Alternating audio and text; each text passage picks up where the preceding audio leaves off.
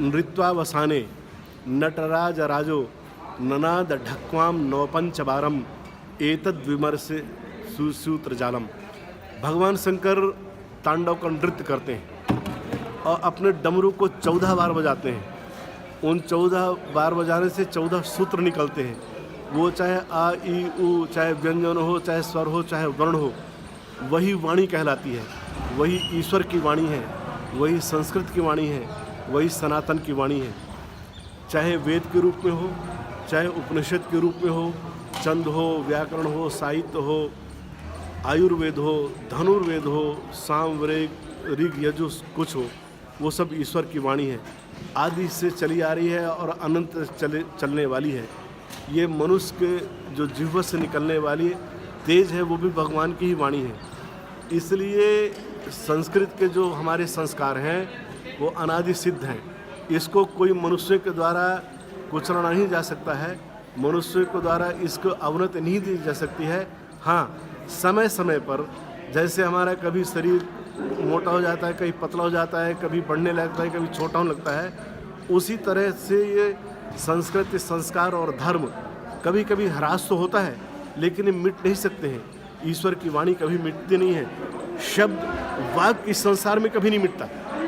पद मिट जाता है, शब्द मिट जाते हैं, प्रत्यय मिट जाता है, लेकिन वाक्य कभी नहीं मिटता है। इसलिए वाक्य संस्कृत से चलते हैं, संस्कार से चलते हैं। हमारे श्री अनिल अग्रवाल जी ने अभी संस्कृत महाविद्यालय और संस्कृत की बात की है। ये अनादि सिद्ध बातें हैं, ये हमारे अनादिकाल से। ये तो भगवान ब्रह्मा भी तप के द्वारा सिद्धि प्राप्त करते हैं, वो भी संस्कार लेते हैं भगवान विष्णु से। भगवान विष्णु से कमल से नाभि से पैदा होता है, वही संस्कार से पैदा होता है, वही संस्कृत से पैदा होता है। इसलिए सनातन संस्कृति कभी झुकी नहीं है, मुड़ी नहीं है, दबी नहीं है, काल से आगे पीछे होती रहती है। हाँ, निश्चित ही इसके उद्धारक समय समय पर होते रहते हैं, चाहे वो राजाओं के रूप में हो, चाहे ऋषि महर्षि के रूप में हो, चाहे वो दानी सज्जनों के रूप में हो, चाहे वो धर्मात्माओं के रूप में हो। समय समय पर व्यक्ति आते हैं, संस्कृत को उद्धार करते हैं, चाहे संस्कृत विद्यालय के रूप में हो, चाहे ब्राह्मणों के रूप में हो, चाहे वो क्षत्रिय अपनी तलवार के द्वारा संस्थापना करें, और चाहे धनवान वैश्य लोग अपने धन के द्वारा संस्कृत की रक्षा करें। संस्कृत की रक्षा होती रही है, इसको कोई नष्ट नहीं कर सकता है, अनादि चलेगी।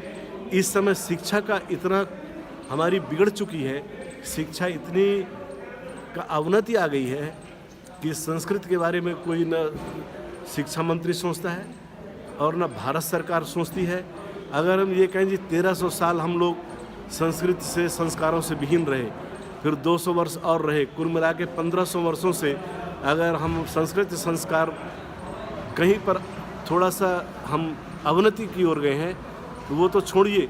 हम जब से भारत आज़ाद हुआ है तब से भी हमारे अभी सुमन जी कह रहे थे कि हमको हमारे भारत का इतना दुर्भाग्य था कि 1300 और 1500 वर्ष को चलने जाने के बाद भी हमको शिक्षा मंत्री एक मुस्लिम मिला जो उर्दू के अलावा हिंदी जानता ही नहीं था।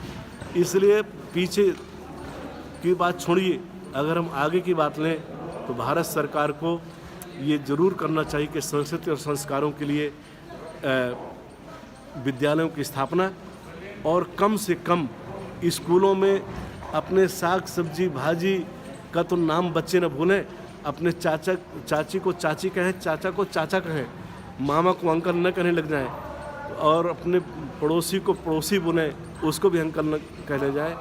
इसलिए जो ये कॉन्वेंट शादी स्कूल हैं, हम इसकी निंदा नहीं करते, लेकिन कहीं तक संस्कृति को बिगाड़ने में इनका 90% रोल है। ABCD से मोक्ष नहीं होता है। सा विद्या मुक्तये, विद्या उसी को बोलते हैं जो मुक्ति का कारण हो, विद्या उसको बोलते हैं जो धर्म का कारण हो, विद्या उसको बोलते हैं जो संस्कृत के संस्कार कारण हो। ये ABCD पढ़ने वाले पेट तो भर सकते हैं, लेकिन संस्कार संस्कृति नहीं भर सकते हैं, जीवन को ज्वलंत और जीवंत नहीं कर सकते हैं। चले।